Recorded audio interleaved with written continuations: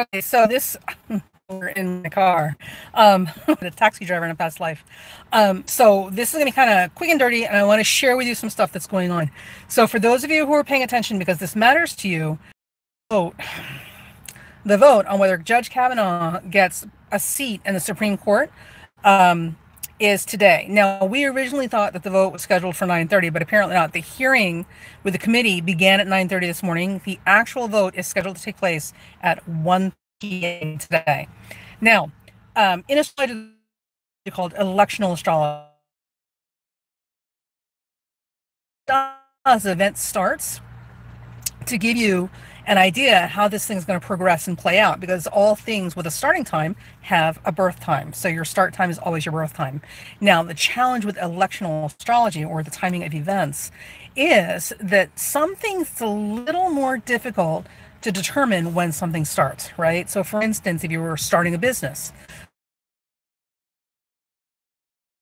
when you first open your doors for a soft opening, or is it when you open your doors officially for the grand opening, or is it when you take your first dollar?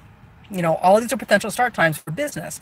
Which one is the correct one is a whole other conversation, and everybody has various ideas about which one should be the start time for business. But you know, unfortunately, most businesses don't write down this timeline of events, so we don't really have a lot of accurate charts with various times for different events as they open the door, to kind of work with to establish a pattern. So there's that. However, in this particular case, with this hearing and this vote, we do have exact times. So this morning, I watched as the hearing started, and it did not start at 9:30. It actually started at like 9:34. And a few minutes later, it was indicated that the actual vote.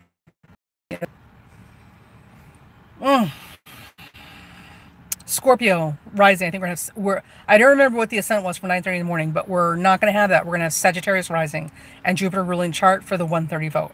And what's important to note about that is that Jupiter in Scorpio right now is considered void of course. The only aspect that's being made to Jupiter is the moon applying to an opposition with it, but it doesn't count for Jupiter, because the moon, even though the moon is applying to Jupiter, as it moves forward, makes no aspects to anything else, and that makes it void of course, technically. So, and typically what you have with a void of course planet is that the planet, if it's void of course, there's no connection to anything else. There's no activity, which means if there's no activity, there's no action. So you have a state of limbo, right? Or just kind of like floating around, not really amounting to anything. So if that is the case, that 1:30 vote literally is just a show. The impact isn't have the same weight and gravitas, that they are hoping it will.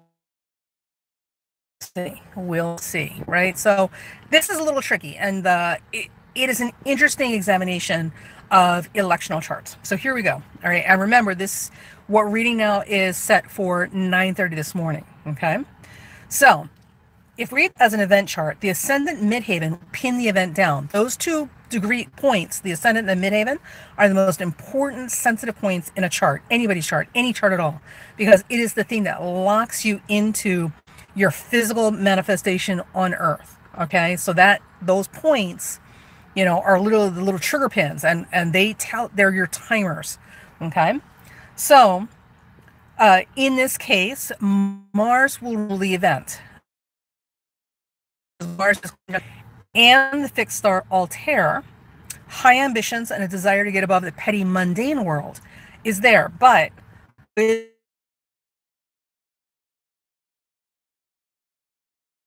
not go on anywhere because it just can't. So this is what we have ruling the event. There's a lot of ambition and a lot of desire to kind of get on with the principle of the thing, but it can't get off the ground. Mars is also a tight square with Uranus coming up underneath and on the 6th house side. Now, this is important because where a planet is positioned, when it's that close to a cusp, gives us additional information about what it's doing. So there's a blending of the two houses going on. If Uranus were just in the 7th house, we would read it as Uranus in the 7th house. But with Uranus on that angle coming up from behind, there's a lot of, in this case, a lot of more importantly, because it's the 12th of the 7th, we're really getting complicated here. There's a lot of baggage, a lot of behind the scenes stuff that's coming with that Uranus to the 7th house. There's a lot of momentum. Also, Gauquelin, one of the astrologers, did a lot of research, also believed that planets that are coming up from behind the angle, so planets conjuncting the midheaven but from the 9th house side, or planets conjuncting the 7th house from the 6th house side, or planets conjuncting the ascendant from the 12th house side, have more strength. And it's 4th house from the 3rd house side. But it's important because there's a lot of sloppy out there. Not good. A lot of sloppy astrology. This is not horseshoes and hand grenades. Like, you don't get to almost and kind of sort of tight orbs. So when you have something close to the angle coming from the back side of the house, you want to keep it under 4 degrees. Under 4 degrees. You start getting 4, 5, 6, like 7, 8 degrees out, like you're just being sloppy, and that's not even astrology. That's like kindergarten paint by numbers. Oh my god. Okay, so all right, so Mars is in a tight square with Uranus on the 7th, or the descendant from the 6th house side. This particular combination indicates an explosive and unprecedented outcome, no matter how the vote goes, as if we haven't experienced unprecedented and explosive so far. Now, mind you, this is for this morning. Now, the moon in a chart typically rules the populace and the general public, with the moon exalted in the sun. Tremendous strength in this regard. So, the populace in this situation is visible and carries a lot more weight than they might have at any other time. So, typically, these people, but we know that's not necessarily always the case, and they're pretty out of touch a lot of times. In this particular instance, we are very visible and we're very heard, and they're very aware of our presence. So all the protests, all the women that are having all sorts of triggered stuff, like they're seeing it. They're not able to convince themselves this is not happening. So the moon has left the conjunction to Uranus, because it's past Uranus now, and it is still square to the Mars South node, showing the explosive and unexpected events that force matters to reach critical mass, and then it will move on to oppose Venus in the 1st house of the event, showing both sides digging their heels in and taking a hardline stand on the matter. Now, the thing about it is, when you look at stuff like that's not anything new here. Like we're seeing this, right? So in this case, it's hard to say that it's hard to say that the astrologer or astrology is so broad. It's like, oh well, we can clearly see that. Show me where you figured something out I can't already see. But remember too that astrology is a mirror, right? As above, so below. So in many ways, this makes sense. This corroborates what we're seeing. So we know that the picture we're seeing is an accurate one. So there's also that. Now, the moon opposed Venus also brings light and awareness to the intrigue and power mongering that Venus and Scorpio represents. And if you don't think Venus and Scorpio are full of drama, intrigue, and power mongering, you don't know people with Venus and Scorpio. Holy crap. I think the CIA is ruled by Venus and Scorpio, but that's a whole other conversation. Okay. With Venus ruling both the 7th and the 12th house of this chart, and now being positioned in an angular house, the 1st house, there's no hiding from anyone what and who is under which influence. So all this stuff that Venus is showing us, as far as the who's involved and what the power associations are, all this stuff is there. Like, it's because it's in an angular house, which makes it highly visible. Okay?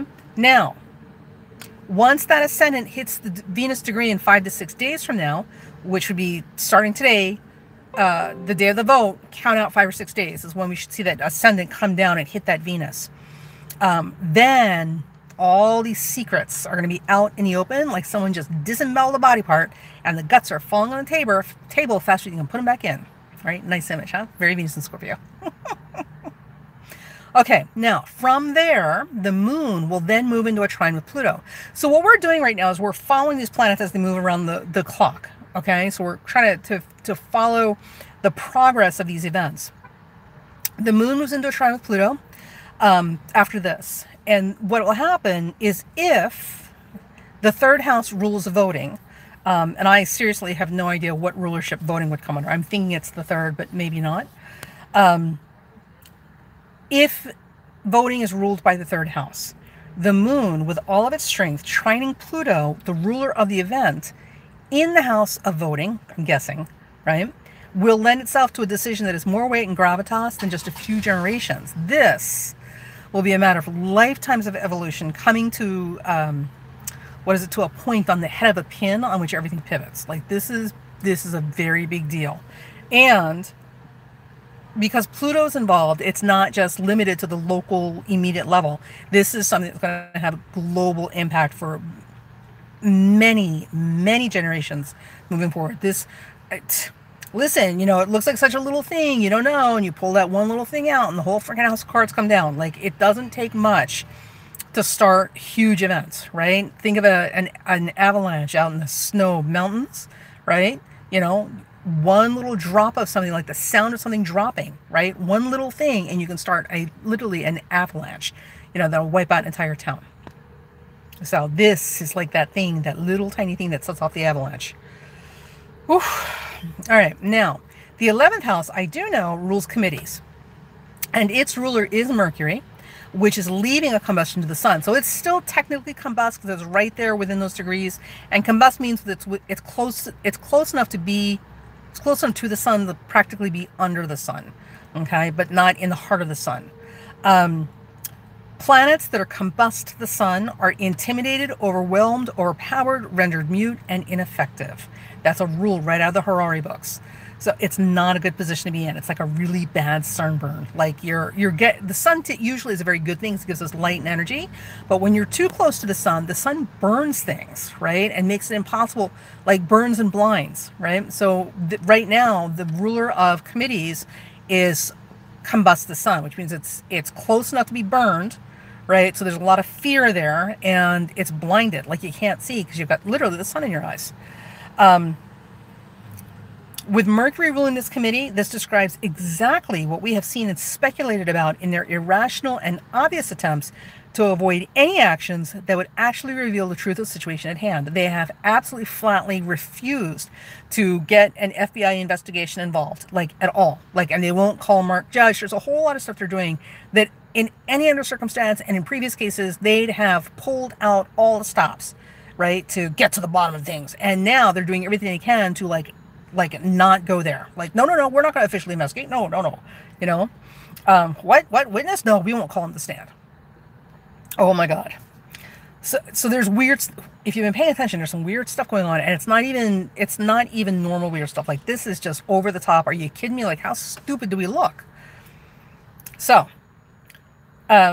with that said, this means that the committee, because of this combustion under the sun, means that they're basically under the thumb of someone else. They're under someone else's thumb. And interesting to note that the sun here in this chart is ruler of the 10th house. And that, in terms of the mundane chart, rules the highest office of the land, or the presidency. So this committee is combust the sun, which is ruler of the 10th of the presidency. So they're under the thumb or afraid of something that has to come from or come through the president's office. There's some stuff here. There's definitely some stuff here. All right, now, the sun, our sun, in Libra is also in the 11th, and it suggests two people, because Libra's two scales and also the sign of partnerships, who direct the committee in terms of directions they will go. So the committee by itself is not necessarily a collection of individuals. There are two influential people, at least two influential people, that literally kind of wag the tail of the dog. So they decide what the decisions should be for the group and what direction they need to navigate in. Oh my God, I've never been a member of committees, so I can only imagine how this works. But there's two people with a lot of influence and pull in that group. The sun here in this house now leaves a trine. It's moving away from a trine with a Mars South Node conjunction, which rules the chart, indicating that their decision was already made before this today. But in this case, it's immediately challenged by Saturn. Okay, so If the third house is the vote, Saturn rules that, and Pluto, as well as Mars in the South Node, both sit in the third house, making all these planets and their aspects critical. So if the third house is the house that rules the vote itself, Mars and Pluto in the South Node, what they're doing and how they're strong they are and all sort of stuff has a lot of weight in this situation, and we want to watch that. Okay, now Saturn, good old Saturn, is in its rulership, which gives it tremendous strength. The Sun, on the other hand, right, is in its debility, right? So it's weakened, and it doesn't have the strength necessary to hold up against the challenge from Saturn. Okay, Saturn is tremendously powerful. The Sun is not, and the Sun is being challenged by Saturn, and it's a very weak in this situation. It can't win this. Saturn dominates and obstructs the Sun's efforts, and we've watched this play out the entire length of this hearing, or this nomination. So Saturn, this obstruction and like holding people like their feet to the fire and making them toe the line, that's Saturn, and we've been watching it obstruct what that Sun-Mars South Node trine has been trying to do all this time. So that was pretty interesting. Now, also, what's interesting is note that Saturn is conjunct the asteroid Vesta. Vesta is the asteroid, or the goddess rather, of the sacred whore and the temple goddess. And most certainly, she is the patron goddess of women's reproductive rights. So how apropos that the goddess, who is known as the sacred whore and the temple goddess, and certainly the patron saint of women's reproductive rights, conjuncting Saturn in its rulership, which is about integrity and wisdom and generations to come, is the very thing that is standing up to the Sun, trine Mars South Node and saying, you're not doing it. It's not that simple. Okay, I thought that was awesome. And remember, Saturn is in rulership, the Sun is in debility. Saturn has all the strength in this particular conflict. Also interesting to note, Saturn, Uranus, and the asteroid Pallas Athene, who is the goddess of social justice, the warrioress, and the original feminist.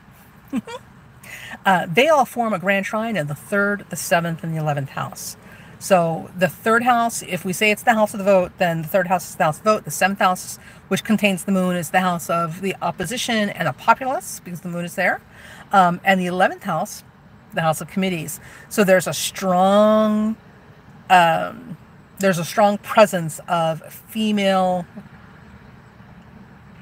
rights, presence, power, recognition. There's a strong presence of female recognition of womanhood involved around this. So it's not that we're not fighting a losing battle, but we are certainly up against some very big pushback from some very scared people who want to see the world go back 1,000 years. But make no mistake, it's making we ladies, we and gentlemen who support women, we are making a difference.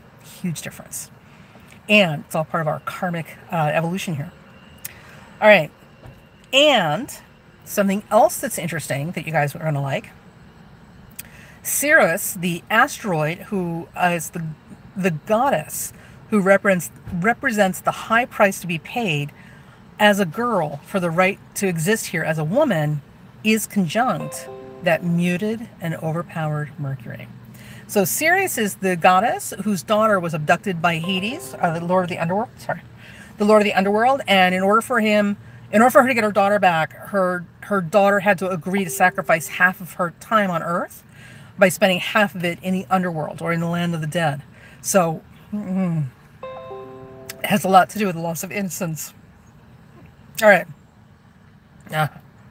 Okay, so now here's the thing. So the question now becomes, how will this finally play out? How will this vote go? That's the $60,000 question, right? So we could use the moon to tell the tale, maybe, right? And if we do that, the moon's next aspect is going to be a sextile of Neptune in its rulership in Pisces in the 5th. Now, Neptune and Pisces get a bad rap all the time. I'm so tired of it. But typically, a lot of the astrologers I know are Capricorns, have heavy Capricorn in their chart, or they're air signs. So go figure that they're not real keen on Neptune and Pisces.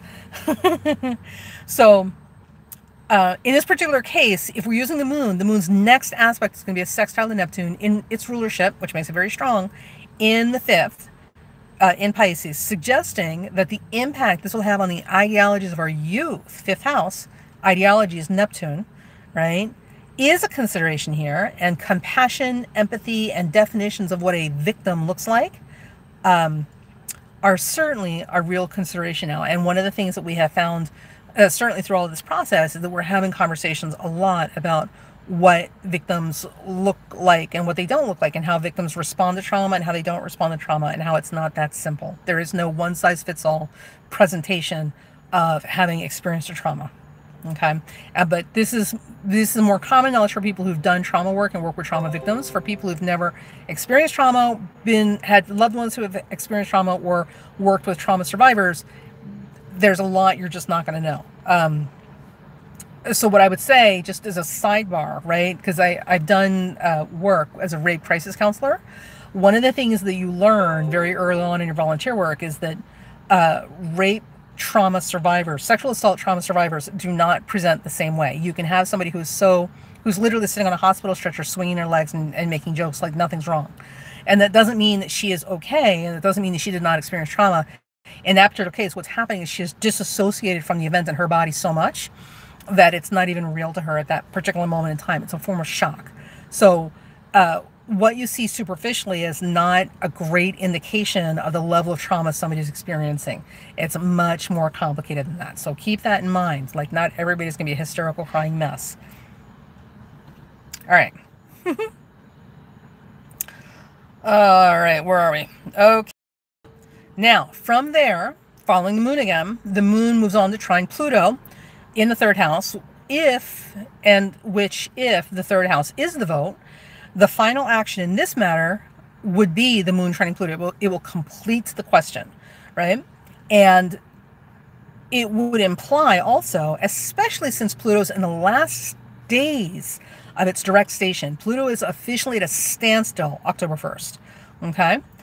It also implies that this is a decision, whichever decision it is, that will alter the course of the future globally, not just locally. And the final aspect, once we move past that, is an opposition to Jupiter and Scorpio in the first.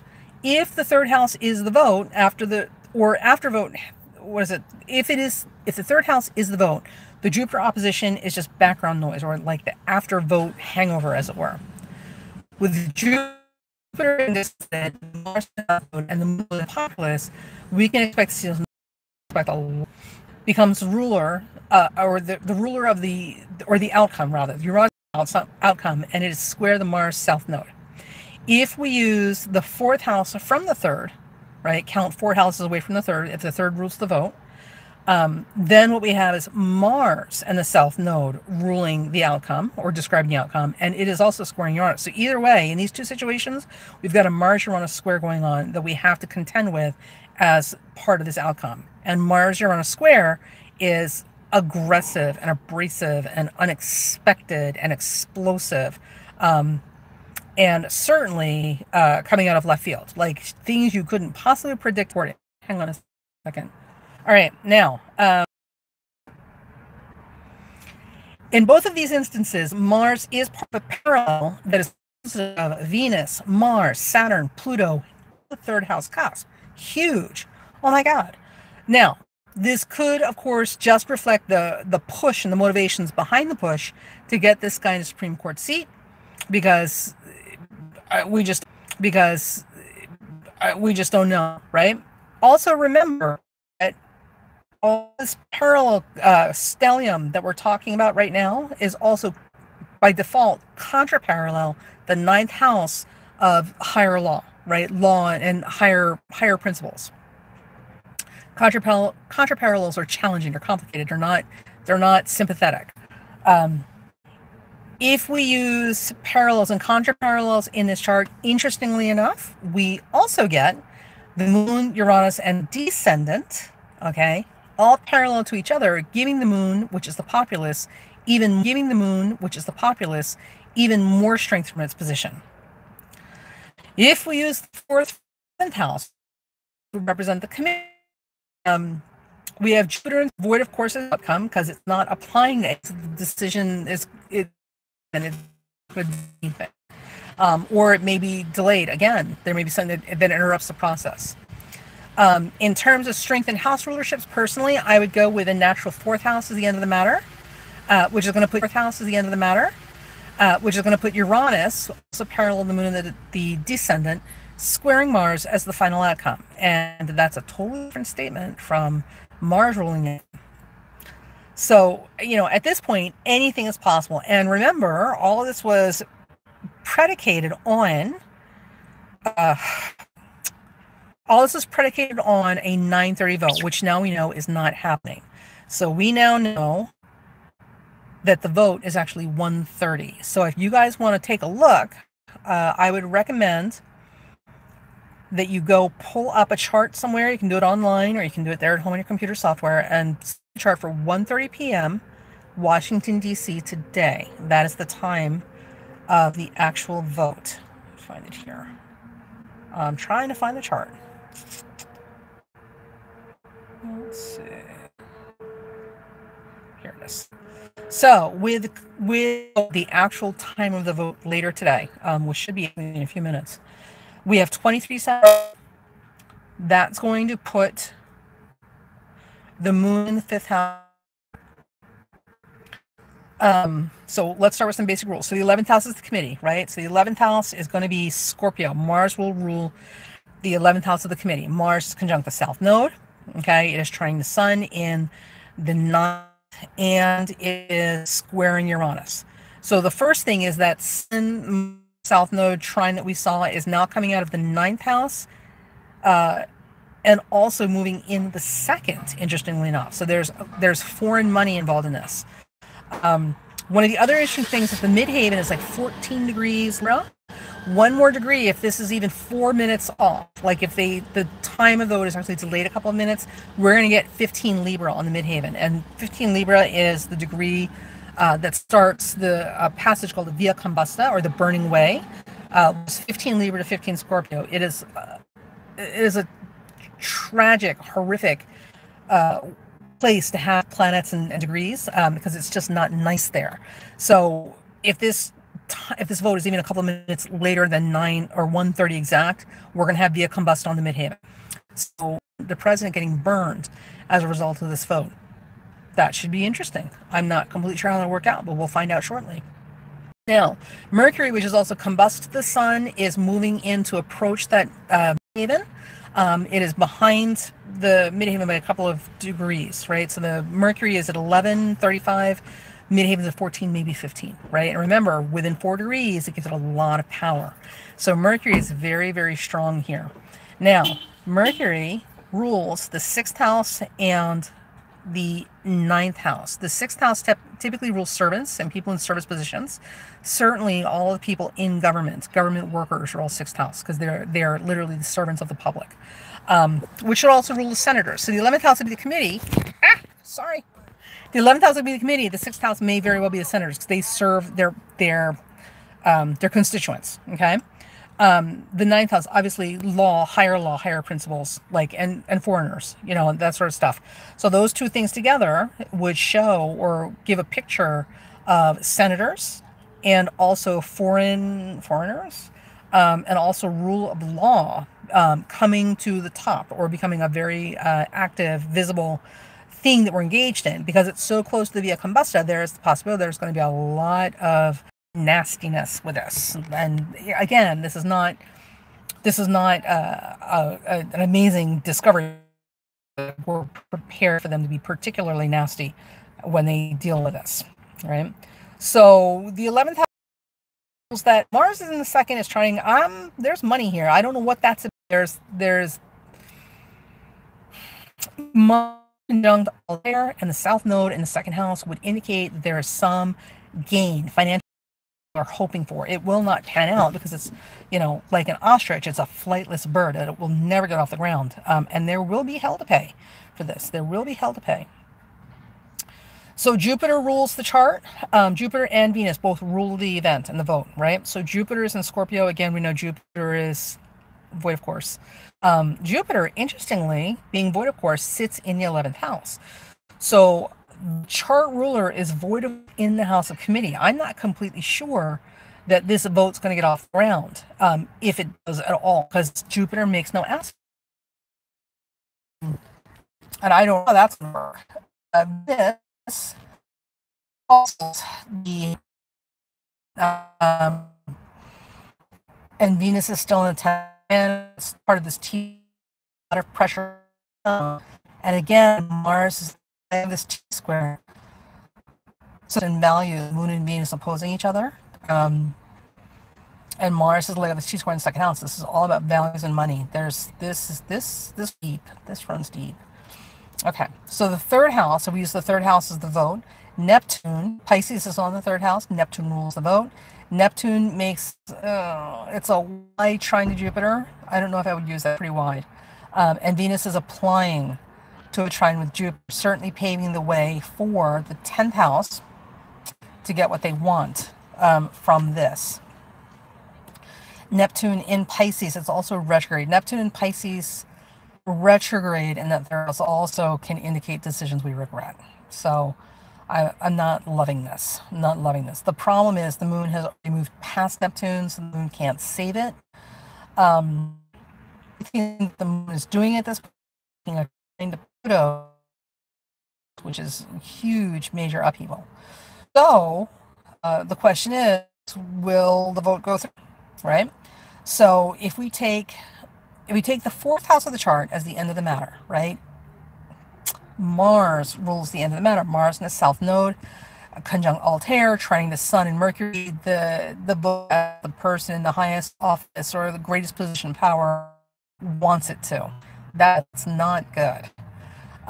If we use fourth from the third, count 4 houses from the third house, we assume that the third house is the vote, right? 1, 2, 3, 4. Mercury becomes the ruler of the outcome, and conjuncting the mid, and it's a wide trine to Mars. I don't know how I would use that. So it may or may not be making a wide trine to Mars, but it is still combust the Sun and approaching that midhaven, which is the house, the office of the highest office in the land, which is of course the presidency. So again, if that is the case, then the president, the person with the most power in the situation, gets what they want. If we use the fourth from the 11th, right? So it's a committee action or a committee decision, and if we use that as the ruler, right? And we say the vote falls in the 11th house because it's an 11th house activity, and we count 4 from that. 1, 2, 3, 4. Saturn rules the outcome. This is the only good point in here. If that is the case, Saturn rules the outcome. Saturn is in the first house angular, which makes it powerfully strong. It is in its rulership, which makes it powerfully strong. And the reason this is a good thing, because Saturn is still making hard aspects, but the reason this is a good thing is because Saturn in its rulership is everything about integrity, okay? And doing the right thing and knowing where the lines are drawn that you do not ever cross, right? So Saturn is about accountability and taking responsibility for things and having integrity and sticking to a set of principles and ethics means something, building things, right? It's not about rigidity, it's about rules that we live by, and more importantly, lineage and ancestry, the things that we leave behind for the kids when we're gone, right? So Saturn in Capricorn, that's what all of that means. In the first house, makes it very visible, makes it very prominent, and gives it a boost, huge boost of power. So that means that if the 11th house is ruling the vote because it's committee action, and we count that for the end of the matter, Saturn in that first is good. That's a safe race. This is the only positive answer we got, that the vote is going to go through that vote. We'll trine Uranus, which indicates obviously upsetting, explosive, unexpected turns. Remember, Uranus is about progress and evolution and future and forward thinking. It's not about regressive thinking. So Saturn in trine to that Uranus is going to give us a resolution that is forward thinking, not regressive, okay? And certainly not something we're going to regret. And also to remember, Uranus is the planet of honesty, brutal, unvarnished, unapologetic, like Aquarian, something makes you look fat. Honesty. Okay? So Uranus galvanizes things. Saturn with Uranus trine, if that is the case, this is also about doing what's right because you know what the real truth is. Okay? And getting to the truth. So this would be good because everything we've seen so far clearly indicates this man has been lying through his teeth and doing it badly. And honestly, above and beyond issues of sexual assault, really an issue of being honest and holding yourself accountable and taking responsibility for your actions, none of which he has displayed through the entire hearing process. So separate from this man is not somebody I would trust to make honest, responsible, ethic-driven decisions for other people. Like, and certainly not in a position with the Supreme Court where he has literally ultimate power, because even the president can't get rid of Supreme Court nominees once they're in. Did you know that? Mm-hmm. Supreme Court judges, they're for life. They're there forever. Literally, they have to die before they can be removed from their seat. The president can't even get rid of them. It's the ultimate power. Okay? So, if that is the case, right, that we have a chance. But literally right now, it's depending on, we have 3 possible houses that could rule the outcome. 2 of them are not good. 2 of them put in a Supreme Court seat. Only one of them gives us a chance that he will not be seated and this will not go through. So we'll see. This is just what you want to hear from your astrologer. I don't know. Maybe it's this, maybe it's that. But again, with mundane charts, the thing is, like, some things we just don't have a lot of information about. And, the whole thing with democracy and voting and all sort of stuff and all the different branches of government, this is all new. This is unique to the United States and it's very new. So we don't have a lot of information with historical precedents to go back and do data with to say, oh, well, clear the pattern. We said every time this happens, it's this house. We don't really have that. So we're kind of taking guesses here to try and sort out what is likely to be the house ruling these events. So the vote is at 1:30 today.